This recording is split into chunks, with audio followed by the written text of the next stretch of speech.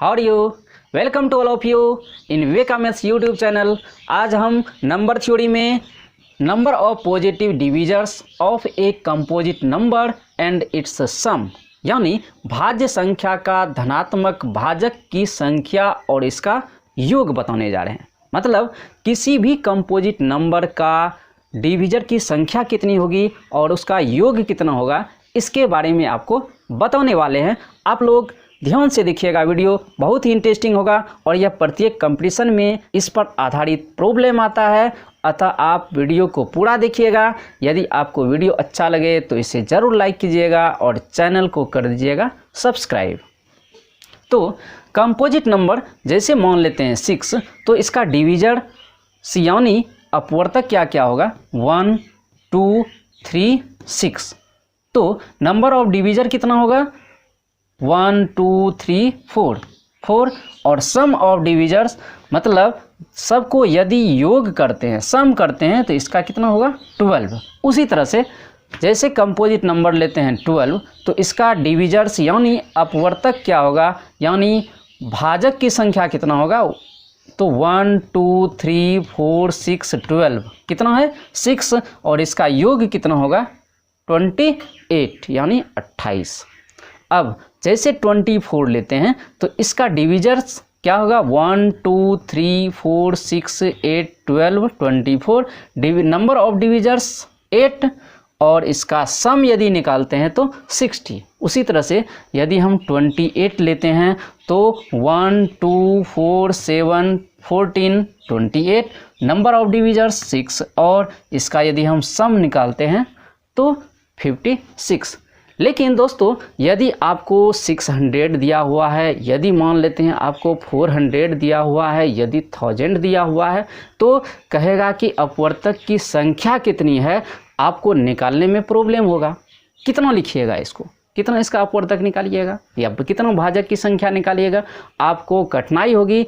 तो अतः चलते हैं अब किस नियम के आधार पर इसको निकाला जाता है, चलते हैं रूल की ओर। देखिए कोई भी कंपोजिट नंबर है उसका गुणनखंड यानी उसका फैक्टर निकालेंगे। क्या निकालना है, गुणनखंड निकालना है। मान लेते हैं n कोई कंपोजिट नंबर है तो इसका factor p1 to the power alpha 1 into p to the power alpha 2 into p3 to the power alpha 3 into dash dash pk to the power alpha k हो जाए। तो इसमें नंबर ऑफ डिविजर्स क्या होगा, power देखना है, power में 1 जोड़ देना है, alpha 1 plus 1 into alpha 2 plus 1 into alpha K plus 1। यदि पावर 1 रहेगा तो 1 प्लस 1, पावर 2 रहेगा तो 2 प्लस 1 कर देना है, कहीं कोई दिक्कत। अब सम ऑफ डिविजर्स होता है p1, मान लेते हैं फैक्टर है p1, तो p1 टू दी पावर कितना है अल्फा, तो alpha plus 1 minus 1 by p1 minus 1 p2 to the power alpha 2 plus 1 minus 1 by p2 minus 1 into dash dash P K to the power alpha K plus 1 minus 1 by P K minus 1 होता है। तो चलते हैं अब example की ओर। जैसे मान लेते हैं कोई कंपोजिट नंबर 6 दिया हुआ है आपको, तो 6 का फैक्टर क्या होगा 2 इंटू 3, इसको लिख सकते हैं 2 to the power 1 into 3 to the power 1। तो इसमें देखिए P1 इज इक्वल टू क्या होगा, P1 इसको लेंगे 2 होगा और P2 इज इक्वल टू क्या होगा 3 और अल्फ़ा 1 इज इक्वल टू क्या होगा 1 और अल्फ़ा 2 इज इक्वल टू क्या होगा 1। तो नंबर ऑफ डिविजर्स क्या होता है alpha 1 plus 1 into alpha 2 plus 1, यदि 3 रहेगा तो अल्फ़ा 3 प्लस 1। तो यहाँ पर नंबर ऑफ डिविजर्स होगा अल्फ़ा 1 प्लस 1 अल्फ़ा 2 प्लस 1। तो इसको हम लिख सकते हैं, कितना लिख सकते हैं 1 plus 1 into 1 plus 1 is equal to 2 into 2 is equal to क्या होगा 4।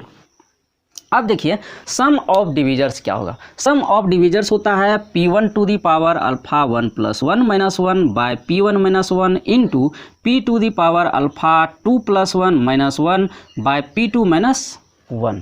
तो यहाँ p1 की जगह कितना पुट करेंगे 2, तो 2 to the power 1 plus 1 minus 1 by 2 minus 1 into p2 की जगह क्या पुट करेंगे 3, तो 3 to the power 1 plus 1 minus 1 by 3 minus 1।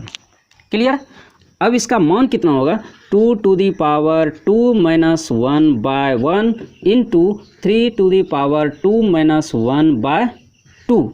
तो इसमें देखिए 2 टू दी पावर 2 हो जाएगा 4 minus 1 into 3 to the power 2 9 minus 1 by 2 is equal to 3 into 8 by 2 is equal to क्या हो जाएगा, कैंसिल कर देते हैं, 4 इज इक्वल टू हो जाएगा 12। तो अब नेक्स्ट एग्जाम्पल लेते हैं 12। तो 12 का फैक्टर क्या होगा, 2 to the power 2 into 3 to the power 1। Clear. अब देखिए क्या था, नंबर ऑफ डिविजर्स में कहीं कुछ नहीं, कोई दिमाग नहीं लगाना है, जितना पावर है इसमें 1 जोड़ देंगे तो यहाँ पर हो जाएगा 2 प्लस 1 इंटू 1 प्लस 1। इसका पावर 2 है, 2 पर पावर 2 है तो 2 प्लस 1, 3 पर पावर 1 है तो 1 प्लस 1। तो इसको सिंपली वे से लिख सकते हैं 3 इंटू 2 इज इक्वल टू क्या हो जाएगा 6। अब नेक्स्ट देखिए सम ऑफ डिविजर्स क्या होगा, तो आपको इसमें भी कहीं आपको दिमाग नहीं लगाना है, थोड़ा सा मेथड का अप्लाई करना है। कितना है, 2 टू दी पावर कितना 2 है तो 2 प्लस 1 माइनस 1 बाय क्या करेंगे 2 माइनस 1, 2 माइनस 1 ये 2 बेस वाला 2 इनटू क्या करेंगे। अब दूसरा क्या है, 3 टू दी पावर 1 है तो 3 to the power 1 plus 1 minus 1 by क्या कर देंगे 3 माइनस 1। क्लियर।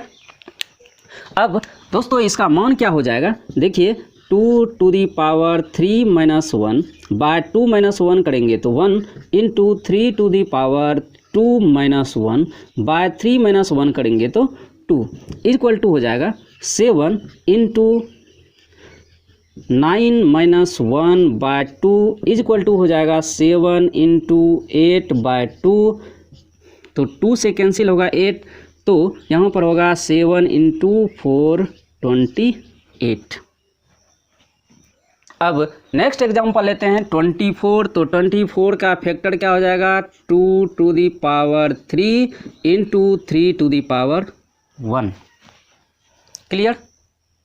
तो इसका नंबर ऑफ डिविजर्स क्या होगा, तो पावर देखिए पावर में 1 जोड़ना है तो यहाँ पर पावर कितना दिया हुआ है 3, तो 3 प्लस 1 इंटू पावर कितना है 1 तो 1 प्लस 1 इज इक्वल टू हो जाएगा 4 इंटू 2 इज इक्वल टू क्या होगा 8। अब देखिए सम ऑफ डिविजर्स क्या होगा, 2 टू दी पावर 3 है तो 2 to the power 3 plus 1 minus 1 by 2 minus 1 into करेंगे 3 टू दी पावर 1 है तो 3 to the power 1 plus 1 minus 1 by क्या हो जाएगा 3 माइनस 1। अब चलते हैं परफेक्ट नंबर यानी संपूर्ण संख्या क्या होती है। यदि किसी भी भाज्य संख्या के सभी भाजकों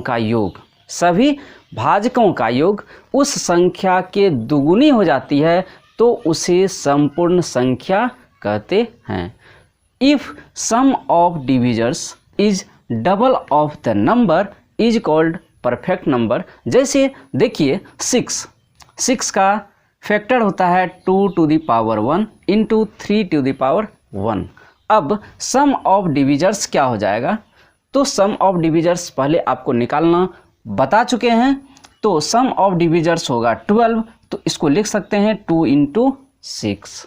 उसी प्रकार यदि हम निकालते हैं 28 का क्या होगा, 2 पर पावर 2 इंटू 7, 2 पर पावर 2 इंटू 7। तो सम ऑफ डिविजर्स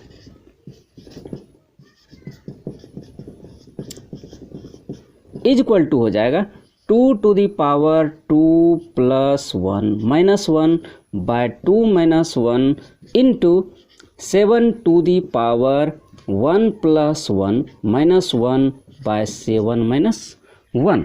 तो इसका मान हो जाएगा 56, या इसको लिख सकते हैं 2 इंटू 28। मतलब किसी भी संख्या का यदि सम ऑफ डिविजर्स दोगुना हो जाती है तो वह परफेक्ट नंबर कहलाता है।